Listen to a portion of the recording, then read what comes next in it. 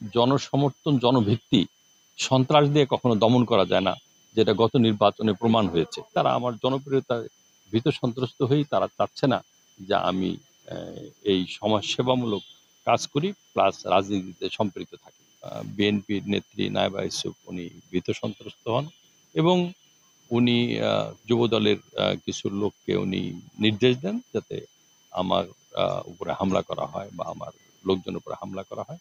কারণ এটা আমি কিভাবে জানতে পারলাম? আমি তো সাধারণত বাজারে গেছি সবার সাথে কুশল বিনিময় করার জন্য।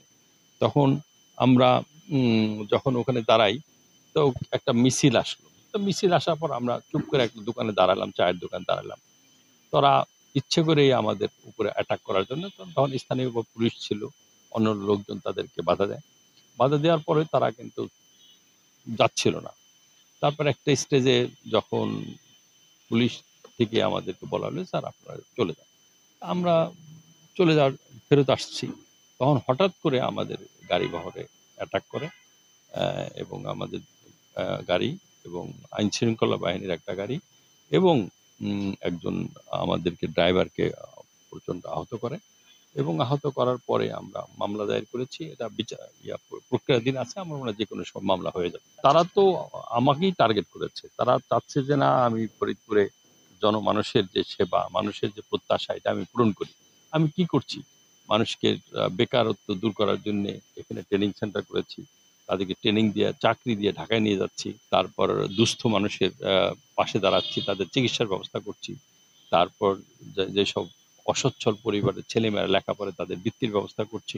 এই সামাজিক কাজগুলোতে করে গেছি। এতেই তারা আমার জনপ্রিয়তায় ভীত সন্ত্রস্ত হয়েই তারা চাচ্ছে না যে আমি এই সমাজসেবামূলক কাজ করি প্লাস রাজনীতিতে সম্পৃক্ত থাকি। আমার বক্তব্যে বা কর্মকাণ্ডে যদি উনি কোথাও দেখে থাকে যে আওয়ামী লীগকে আমি পুনর্বাসন করছি বা আওয়ামী লীগ আমি করি, তাহলে উনি প্রমাণ করুক যদি বলে থাকে। আমার সাথে কোনো আওয়ামী লীগের লোক থাকে না। আমি নিজেও আওয়ামী লীগ করি না।